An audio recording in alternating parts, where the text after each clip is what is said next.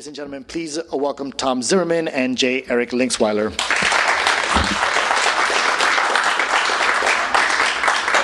Everybody know when Ellie's birthday is? No. September 9th. September the 4th. Ooh, go LA. Very good. Very good. Celebrate. Make a cake. So we're here, of course, to talk about Spectacular Illumination, which is a book about historic LA neon. This thing got in gear very slowly about 12 years ago when I went to the Museum of Neon Art and was talking to Kim Koga, who's the director, and when I was doing the neon noir thing, and she said, you know, we ought to do some kind of book about historic LA neon. And I said, yeah, swell. And thanks to Patty and Scott and good old Angel City Press, here it is at long last for everyone to love and admire, one hopes. So the way things are starting out, Well, yeah, I wanted to actually say something too. The book itself was pulled from 3 really good private collections. Primarily, it came from Tom's collection. A lot of that photography is his vintage photography that you have sought out from different dealers, vendors, gift shops, etc., eBay. And then there's my collection, which has a whole bunch of wonderful neon photos in it as well. And then the third collection is sitting right over there in that wonderful tie. It's Nathan Marsack. Nathan provided a lot of images for this book too, and I'm so glad to see you, because if it weren't for Nathan's collection, we wouldn't have as much vintage color in the book as we have. So I can't wait to share a few with you. Tom focused a lot on a few featured photographers. We've got 3 in particular that Tom really enjoyed. Well, to start off, are we going to? Mm-hmm. It's okay. Mm-hmm. Yeah, to start off with J. Howard Mott, which is a name everyone that's even vaguely interested in photography or architecture should know. There were 3 guys, one guy in New York, 2 guys in Chicago, and Mott in Los Angeles in the early 1920s that became the first exclusively architectural photographers. Before that, they just went to various commercial houses to hire them to go take pictures of the buildings. These 3 guys, all they did was architectural photography, and Mott was just a stone genius. And lucky for all of us, his stuff is all up in the State Library in Sacramento. Now, this is just an ultimate example. It wasn't enough for Mott just to take pictures of the construction, to take pictures of the finished product. He would go to take pictures of whatever the lighting scheme is. And then when they found out that the building he had just covered, the Los Angeles Theater, was having its grand opening, well, of course, Mott went down there to cover that as well. And this is just the ultimate picture of Broadway at the height of the neon ascendancy, you might say. And the great streets in Los Angeles for neon were Broadway, Hollywood Boulevard, and Neon Central, Vine Street, between Hollywood and Sunset, which was just this continuing collection of massive roof signs and fascia signs, and just it went on and on and on, and kept changing as the buildings changed. So there's a whole little section about Vine Street in the book. So now these are perfect examples. Again, he had to take everything, Mott. He couldn't help himself. So here you have a fairly small little shop up on Hollywood Boulevard, and then you have the Eastern Columbia down on Broadway when it opened with the great neon clock and the Eastern and Columbia in huge neon letters at the top of the thing. If you're familiar with the building, it's aquamarine in color. If you remember the great Richfield building, it was black and gold, being as how it's an oil company's building. Well, it's all terracotta. It's this magnificent terracotta in aquamarine, and it's just one of the great buildings in the city. Thank God it's still there. It's now an apartment house with a big old pool right on top of the thing. It's one of the great changed buildings in all of downtown. Highly recommend if you're ever down there wandering about in the thing as much as you can, because of course it's private residence, so it's a little harder than what it used to be. But anyway, this is typical. And the other deal, just another quick little thing about Hollywood Boulevard. Hollywood Boulevard, everybody thinks of Wilshire as being the big challenge in the 1920s to the ascendancy of downtown. Well, the same thing was happening on Hollywood Boulevard. All of these wonderful clothing shops and so on that had originally just been in downtown, primarily on Broadway and 7th Street, were now opening up in the Hollywood Boulevard, and it became one of the key shopping streets for about 30 years or so, and then fell off the cliff. But for that time in the 20s and 30s especially, there were just wonderful little shops, and this Nettleton shop's a great example. Another guy who was, again, with Mott, he didn't concentrate on neon. He was an architectural photographer. But obviously neon fascinated him because it made the building look so interesting at night, other than just being some dark thing. Will Connell was initially a fine art photographer. He becomes a commercial photographer. He eventually starts the photo program at Art Center over in Pasadena. So he had a varied career, very interesting career. And in 1929, there was a nice rain, and he went downtown with his camera to capture the neon lights shining on the wet streets. And really, what is better than that? So these things are just astounding, not only as things of their time, but just these fantastic images with the water. You see the Pig and Whistle there. Weirdest named restaurant practically in the history of the world, but it was a whole chain. They're all over the place. There is one that reopened. Well, reopened is probably the wrong word, but anyway, right next to the Egyptian Theater, which there was a Pig and Whistle there in the 1920s and 30s. So they're kind of reusing the space and calling it the same thing. Well, here you have one on, that'd be 6th Street. 6th. And then the Paramount Theater there on the left, originally the Metropolitan, that was our boy Sid Grauman's first theater here in good old Los Angeles, and it was the largest theater in the city. It sat over 4,000 people, and the building's totally gone. It's some jewelry thing now, but so that's one of the great. It recreates, and you can see the traffic. So traffic in LA is nothing particularly new, sadly. And this is one of my favorite pictures ever of the good old Warner Brothers, again, another jewelry store now, but of the Warner Brothers at its very height. And prior to that, of course, it had been the Pantages, where Alexander Pantages had his offices, and then the Warner Brothers took it over when Pantages had all his problems. So that's a perfect example. And then the third photographer is John Swope. And like Connell and Mott, and virtually 95% of people in Los Angeles in the 1920s and 30s, they were from someplace else. In the case of Connell and Mott, they came from the Midwest, like most of Los Angeles. You've heard the thing about LA being the seacoast of Dubuque. And the biggest event in Los Angeles in the 1920s and 30s was the Iowa State Picnic, which was held at Bixby Park down in Long Beach. Half of Iowa had moved out here. Well, Swope was the one different guy. He was from upstate New York, and his father was the CEO, or whatever they used to call them in those days, of General Electric. So he came from some wealth, did our boy Swope. And one of those great things that everybody can be envious of, when he turned 25, he suddenly started making all this money just because he was 25. So I love him. But he decided he'd run a couple of New Deal programs. It was no slug. He'd run some New Deal programs. He came out here because he was going on a yacht race between Los Angeles and Hawaii. And somewhere in the middle of that race, he decided he wanted to be a photographer. So that's what he became, and he worked for Life magazine. He was in the Navy during the war, and was in the what's the fellow's name? Anyway, he was a major photographer in the Navy during the war, a particular photo unit that went all over the place, and he covered all of the POWs, American POWs being let go finally by the Japanese, what was left of these poor guys. And actually that group of photos is in Japan. It was bought by the Japanese government a few years ago. His son runs his archive. But anyway, all of these guys were new to LA.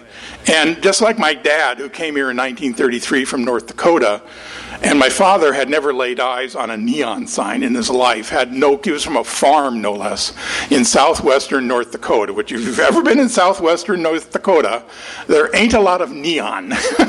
Ain't a lot of nothing but cows. But anyway, all these guys were utterly fascinated by these neon lights. They were amazing. And it just fit LA like a glove, the way the city was at that time. The whole city was Hollywood. That's kind of how people saw it. And these neon signs just fit in with the zeitgeist perfectly because it lit everything up. And you had those three main streets, Broadway, Vine Street, and Hollywood Boulevard. But you also had these absolutely endless commercial strips along Western, along Vermont, and virtually every tiny little building had some kind of neon sign. If they were selling housewares, if they were a liquor store, if they were a restaurant, they had some kind of neon sign hanging on the side of the building. And that's really LA's main contribution to the sort of history of neon, just the fantastic proliferation of it. They were all over the place.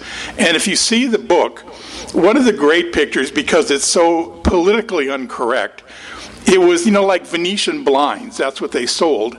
And they had a guy on top. They called it the blind man. And it's a guy with, dark glasses and a cane that lit up in different ways, and it looked like the guy was walking. But it's an amazing thing. It's a thing of its time, obviously. And was on 8th Street, go 8 or 10 blocks out of downtown. So anyway, the book is full of stuff like that. It's full of the big signs, and it's full of all these little tiny signs that were just everywhere. And so those are those three photographers, and now Eric will dive in. Absolutely. Oh, and we have one more. See, this is our boy Swope again. And the neat thing about this picture, he not only got the restaurant, but he got the eat in the car thing too. He was a real interesting character, Swope. Because he was almost completely self-taught. And it was just him recognizing a nifty picture when he saw it. You guys know Dorothy McGuire, the actress? They were married. He and Dorothy. And he lived with James Stewart. They were great buds from the East Coast before they both came out here. And he lived with James Stewart, and he did a book called Camera Over Hollywood in 1939. And if you guys are even vaguely interested in Hollywood during the golden studio age, this is an astounding book because it's all backstage stuff at MGM, which he got into because he was great friends with Jimmy Stewart. So anyway, I very highly recommend that. My turn. Your turn. Dive in. And the very first photo I'm going to show you is in color, which means it's probably from that guy's collection. This is on Wilshire Boulevard, the backbone of Los Angeles, in my opinion. It's a destination close to my heart. It's Wilshire Boulevard over by La Brea. The tower in the background still stands, but what we're missing is that beautiful Richfield and the Simon Sandwich Shop and the Reed Examiner neon billboard.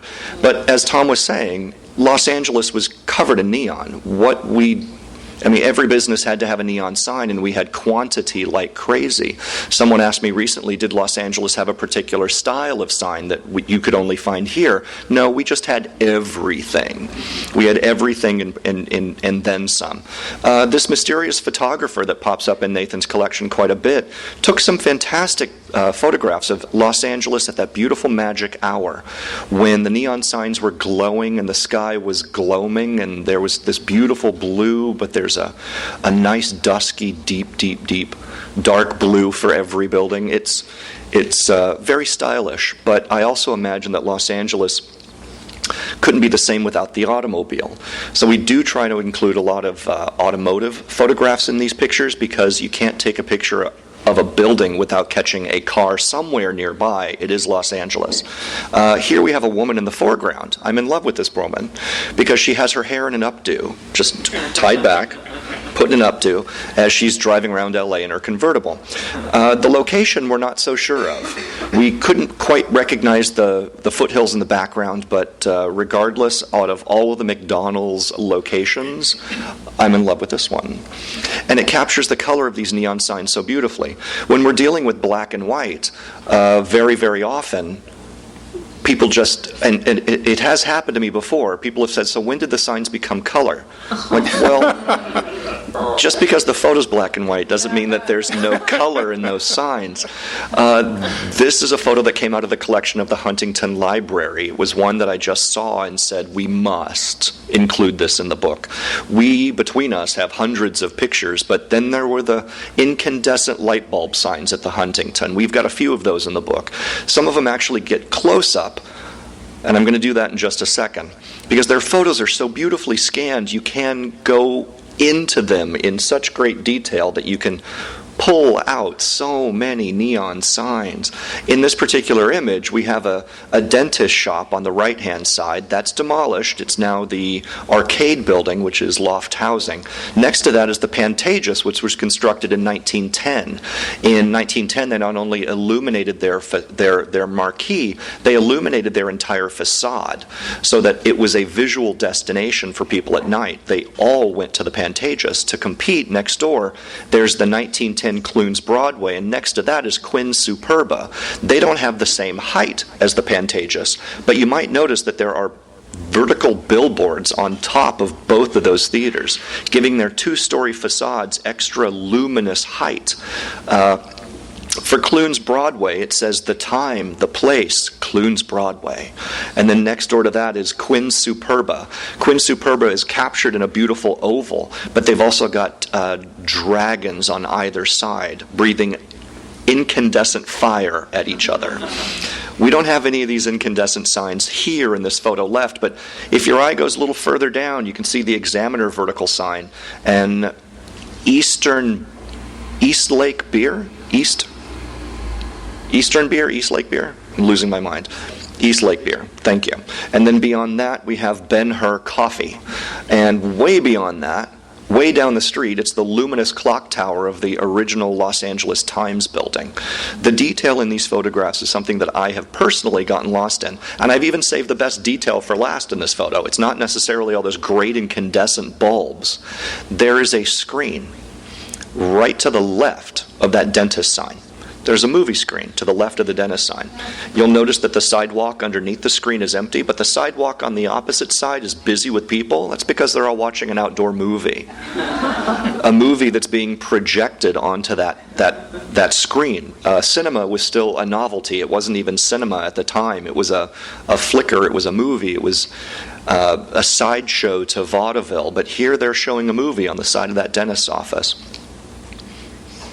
One of my favorites. This one came out of Tom's collection.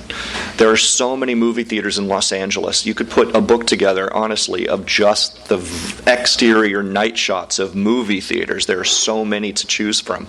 But we fell in love with the Bundy. Partly broken, it's the Undie. The Undie is adorable, and of course it's playing Laurence Olivier's Shakespeare Henry V with only one car parked out front. Sorry, Lawrence. But yes, neon burns out, and it creates these wonderful noirish images. Whoever captured this, and it is an anonymous photo, is that correct?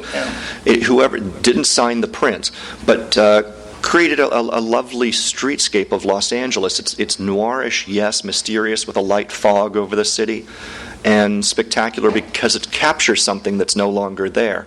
Something as simple as this particular image. I've owned this photograph for about 15 years, and it's always been in the back of my mind, I want to do something with this picture. There's even more to it. It's an entire building with the lock bar over to the left-hand side. I've cropped it close in order to showcase a still life of Los Angeles, and there's so much being said in here, in signage and then some. To the right, we have King Richard being performed at the Biltmore Theater. Biltmore Theater, just behind the Biltmore Hotel. So they have a poster showing for a theatrical production at the Biltmore Hotel. Next to that, to the right, is the backside of a stop sign. Doesn't seem very important, but believe it or not, that's one of a very early stop sign that you're seeing the back of. It was one of LA's first illuminated stop signs. It actually lit up from the inside and illuminated the word stop towards drivers.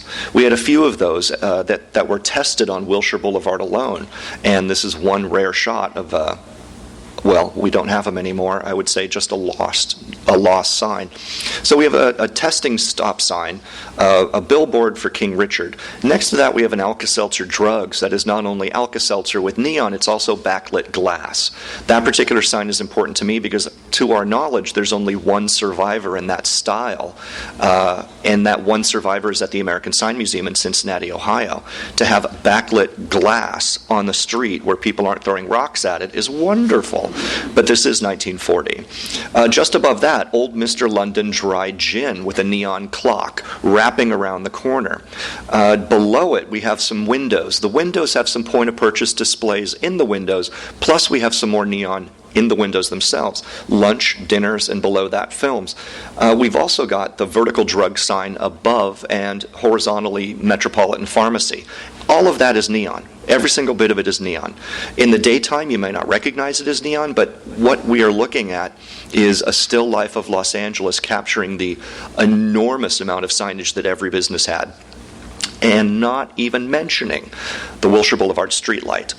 That is the intersection of Wilshire Boulevard and Wilshire Drive, the Wilshire streetlights. We still have a few of those remaining, but this is a nice close-up of the, yes, illuminated backlit glass signage that read Wilshire Boulevard on one side of the sign and Wilshire Drive on another.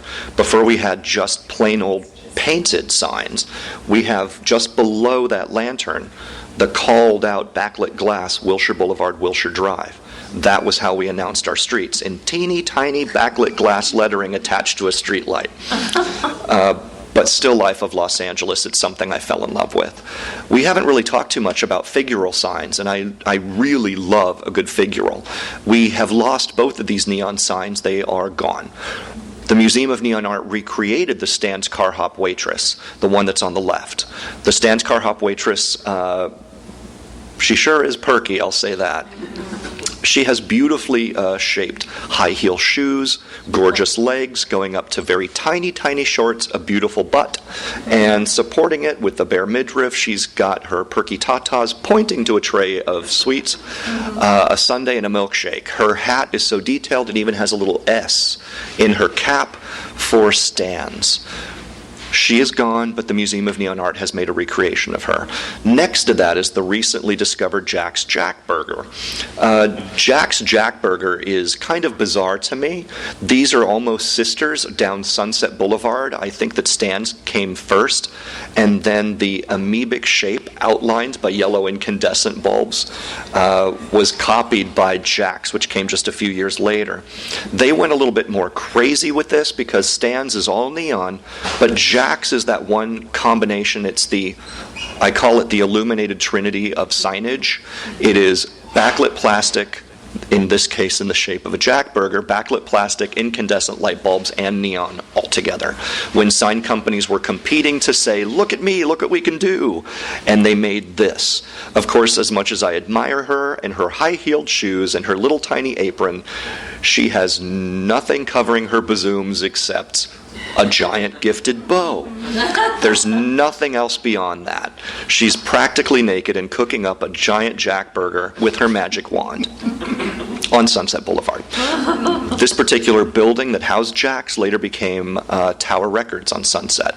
That's the location where this guy was found. Is that a George Mann shot? Yes. Guess where I got that from? George Mann. No. I got it from... Yes, from his daughter. We did cull from several collections for this, thankfully. And to conclude, one more fantastic colored shot. As Tom was saying, where'd that come from? As Tom was saying, we really adore Los Angeles, but spent a good portion of the book focused on two streets in particular. Broadway in downtown Los Angeles is pretty damn impressive with all of its movie theaters and its giant shopping districts. But this 2-block stretch of Vine between Hollywood and Sunset, we have spread after spread after spread because every business had an incredible neon sign. And every building that changed tenants got another neon sign. And they kept getting bigger and more ornate and more beautiful. And this one lovely building, KECA TV Channel 7, we've traced that down to like 1948, 49 or so.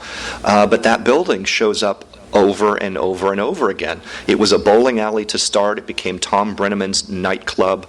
After that, it became a theater for radio performances. Then it was television performances. And we really tried to capture it from its early days in the late 20s all the way up to, 1965, where we conclude our book. But all of these businesses just blow my mind. Lockheed's, Will Wright's, all the way down to, on the really far right-hand side, little tiny in red and blue, it's the Brown Derby rooftop sign. That Brown Derby rooftop sign was one constant on that street. It was there from 1929 to about 1986. And in spread after spread after spread of Vine Street, it's always there, just omnipresent, that wonderful, watchful neon hat. And that's one of our lone survivors. If I can make a plug, and I always do, that neon hat is now at the Museum of Neon Art, and it's currently on display. So come on and visit the Museum of Neon Art in Glendale to take a peek at that omnipresent, fantastic neon hat. And I think with that, we have one more. This one. Yes, we have one more neon sign. Look, it's the Brown Derby that I just talked about. Isn't that great?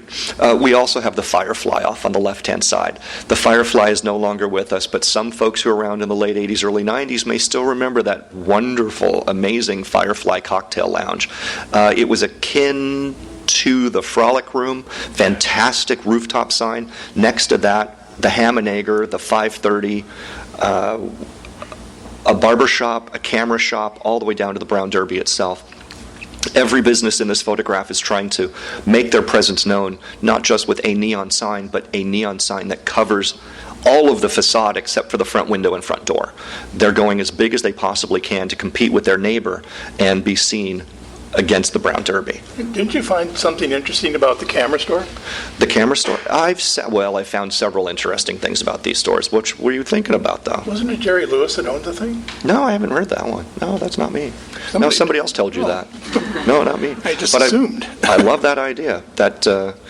That yes, we have all these fantastic photos in the book, and the best way to see these photos in the book is to buy it and take it home.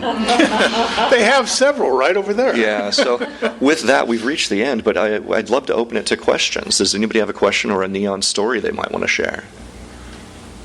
Yes. Where were most of them, were most of the companies that made the signs here in LA, or were they all over the country?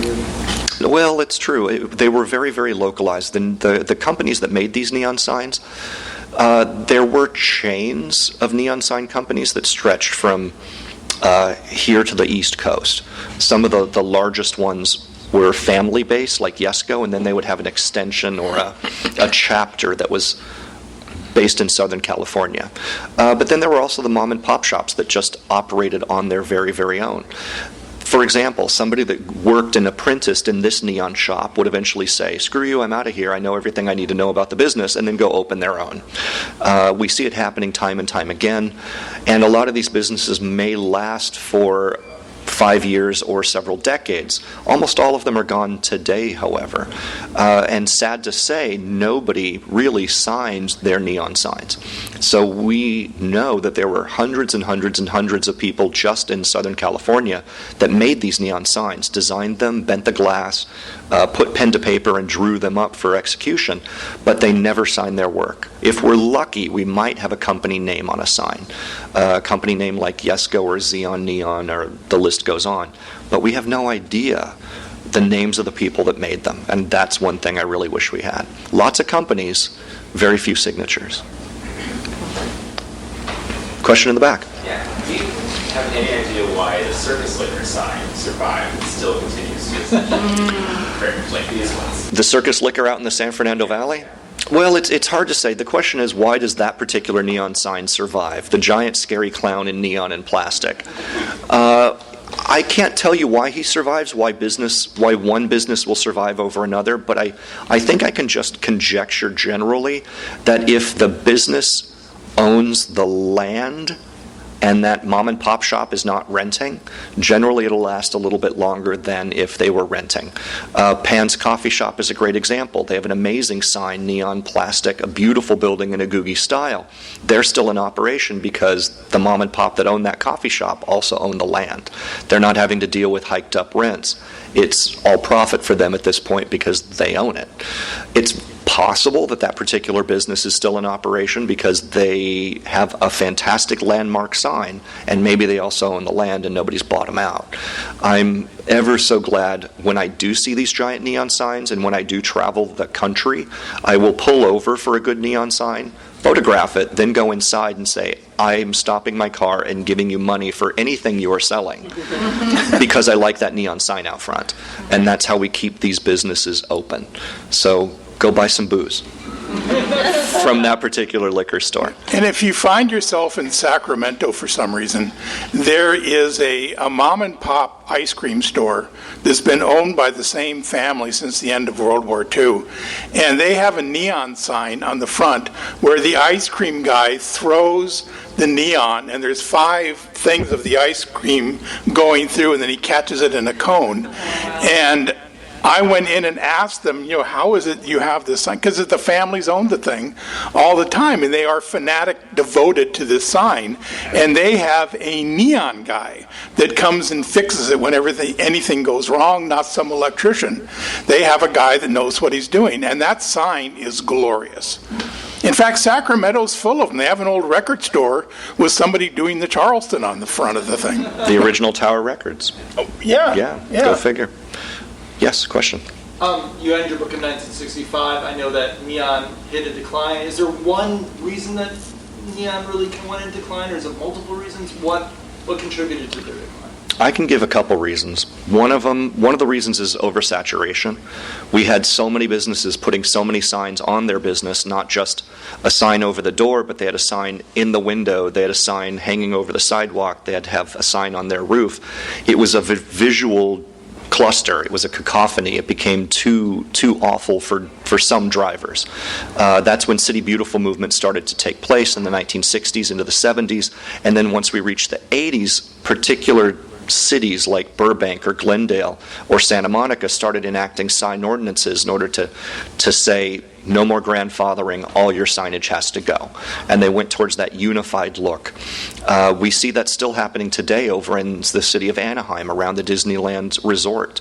It was Disney that told Anaheim, no more of these mom and pop shops, we want unified. And so it turns out tombstones type signs for every single business. They all look alike, advertising different things, but they go for that uniformity. That's one reason why we stopped seeing great neon after the 1960s. The other reason, plastic. Backlit plastic was far cheaper than neon. One of the things that we put down in the book was that incandescent light bulbs were prominent. We see incandescent light bulbs everywhere. Thomas Edison gave us the incandescent light bulbs. 40 years later, we have neon. All those incandescent light bulb signs were considered passé, and neon was the big new thing.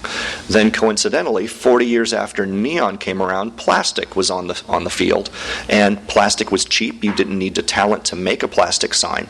And plastic wound up taking over the world of neon. So once we get past 1965, it's a land of plastic. And even though there are some fantastic plastic signs out there, I love that, fantastic plastic, that's a different book entirely. And I've actually got a friend diving into UC Berkeley. There's a sign archive in UC Berkeley that I am going to have to go and mine because it's 1960s Los Angeles plastic signage. I know. See another book? Maybe? And also to back up what Eric just said, if you ever go down Sepulveda Boulevard there in Culver City, there's a wonderful place called the Cinema Bar, and they have live music and all that. And when the guy bought it, he wanted to relight the neon sign, which is a big thing that comes over the street, a vertical. And so the city said that was fine because, again, grandfathered in, the sign had always been there. He just wanted to make it go again. But he also wanted to put in the neon piping that used to be on the front of the building. They said, no, Can't do that. So because he would have had to replace it, because that had all been torn down somewhere in the past. So they did let him relight the sign. They wouldn't let him put on more stuff. Interesting. Another question, yeah. Yeah, maybe you can help me remember something. When I was in architecture school back in the mid-70s, a long time ago, I did a research project. I was reading works by Rainer Bannon and Charles Jenks and a bunch of architectural historians. And I ended up doing a project on electrographic architecture, which usually translates as neon or animated neon. And I visited quite a few sites around downtown LA, places you mentioned, San Fernando Valley. And one that sticks with me, and I don't have the show any longer, was it was a motel in Sherman Oaks on Ventura Boulevard. And if memory serves me, it was something like Steele's? Steele's, that's I know that. It was Steele's Motel. Steele's Motel was one of the greatest motel signs in the San Fernando Valley. And guess what? It's in the collection of the Museum of Neon Art. That particular sign is gigantic, and it's on display at Universal City Walk. The Museum of Neon Art has a giant collection of signage up at Universal City Walk. You walk around up there and you look at all the shops and you go, eh. But then you look up and there's fantastic neon. It really is historic neon, and Steele's is amazing. To give you a visual of what Steele's was, it was Steele's with a possessive apostrophe, motel vertically coming down. It was Steele's in single tube lettering. The motel was double tube lettering, making it just a little bit brighter. Jumping off of that Steele's was a horizontal diver in a yellow bathing suit, yellow cap. She dove in 4-part animation. 1 jackknife, tummy tuck, splash down in a wavy neon pool with a neon palm tree off to the side. Below that was a incandescent light bulb proto-googie arrow that pointed towards the motel, and it said in neon, "Sorry, no vacancy." It's an amazing neon sign, and I'm ever so glad that the Museum of Neon Art was able to save that one. There were people that were making an offering to the motel owner back in the 80s when the sign was coming down, saying, "I have money, I'll buy it from you." And the guy was like, "Nope, made a deal with the Museum of Neon Art, it's going to them," and it's still on display in the public eye, thankfully, to this day. I'm so glad I could answer that in such great detail. Another question. Yes? Was LA some kind of fried chicken mecca? Yes! I keep saying fried chicken. Yeah, no, it's totally true. You are so spot on correct. It wasn't just Mrs. Knott's out in Buena Park selling fried chicken. It was just this wonderful, easy, greasy thing that anybody could sell and make. But yeah, fried chicken was just prominent. You could go to like any theme restaurant in Los Angeles and there would be a neon sign out front advertising, "And we sell fried chicken." Something tropical, perhaps, with monkeys and palm trees, and they sold fried chicken. You could go to a jail-themed restaurant and dine in a jail cell with waiters in black and white stripes, and they said sold fried chicken. Los Angeles was fried chicken kingdom, and I don't know where it went, but we only have, to my knowledge, Mrs. Knott's, and that's about it. That's a different book. Gus is on Crenshaw. Which, Gus is on Crenshaw? How long have they been serving it? Roscoe's. We've got Roscoe's, it's true. I had another question somewhere in back, yeah. So I'm curious if you were familiar with the Neon Museum in Las Vegas. Oh, yeah, yeah. Which is, I think it opened about 2 years ago. Yeah. All the original, back in the day. Oh, yeah. Neon signs. The question is about the Vegas Museum in the Vegas Neon Museum celebrating Southern Nevada. Yeah, I do know that museum. I've been there many a time. I want to build a closer relationship between the Museum of Neon Art and their museum. I would love to have that happen, and I've got a few friends and contacts to make it happen. Long story short, the Museum of Neon Art was founded in 1981, and we celebrate, I say we because I've been with them for 17 years, the Museum of Neon Art celebrates neon signage and modern neon electrical artwork. We're a very strange coin to have vintage signage, the birth of neon, and modern electrical artwork where neon, what a neon evolved into. put it together. It's the Museum of Neon Art. In all those years that we've been around, more neon museums have popped up. The Vegas Museum is one. They celebrate Southern Nevada. The American Sign Museum in Cincinnati, Ohio, they're digging into all sorts of American signage, anything that's signage. They even have a barn side that says, like, Owl Cigars in part of their collection. But not just that. There's a neon museum that opened up in Germany, in Berlin, I think, and another one that's opened up in Poland celebrating Cold War neon signage from Poland. We started it. No, I take that back. It's just, I think people are now paying attention to neon and realizing that there is an aesthetic, a technical and a cultural value to neon signs, and I'm glad that the Museum of Neon Art is here in Los Angeles saving what we can. So is anybody still making it or using it? Yeah. In fact, I was just asked today, somebody sent me an email today saying they want to make a neon sign at, what's the name of that company? I can't remember. Big famous name company wants to make some neon signs. I'm like, well, you could look in the yellow pages or contact me. And I gave them a few mom and pop neon shops that could definitely use the corporate work. Yeah, neon is still being made and still being produced. It's actually really a green technology more so than LEDs. Don't buy an LED sign. They're lying to you. Neon signs will last forever if you keep them maintained. I'm actually leaning towards Sarno's Pizza di Napoli when I say that. I want that neon sign to be more maintained than it is. It's just kind of sitting over there on top of that Vermont restaurant, and well, it's one that I'm watchful over. So help me watch over that one, please. Yeah. KECA is Earl C. Anthony. So Earl C. Anthony is in the book about neon.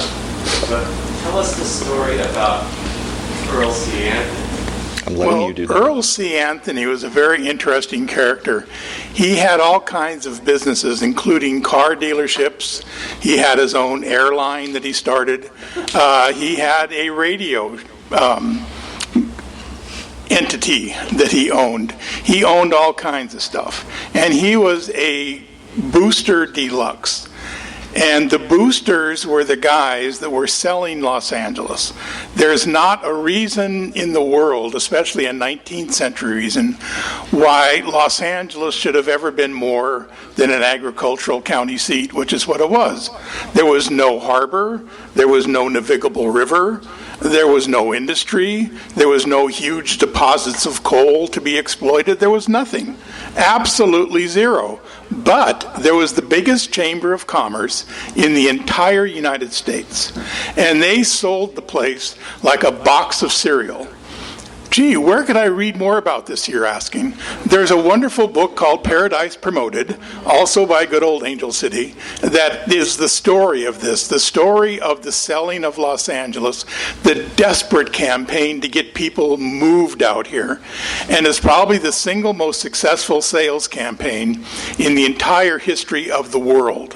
Because God knows, if you ever try and drive everywhere, tons of people have moved out here. Well, Earl C. Anthony was very much a part of all this, and he apparently really did go to Paris in 1923 and really did see these wonderful neon signs that were made by Claude Neon, the guy that really developed it, George Claude. And supposedly, he saw them, fell in love with them. He said, this belongs in L.A. And he brought the neon sign back with him, a Packard neon sign, put it up on his Packard dealership, and it stopped traffic. And people from all over Southern California were coming to admire the sign, and people were knocked out, fainting on the streets practically.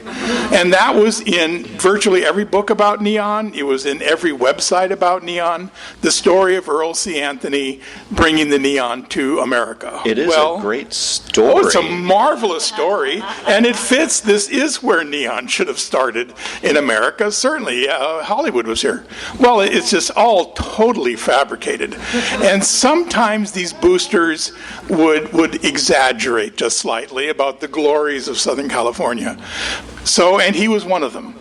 And Didier de Laser, who is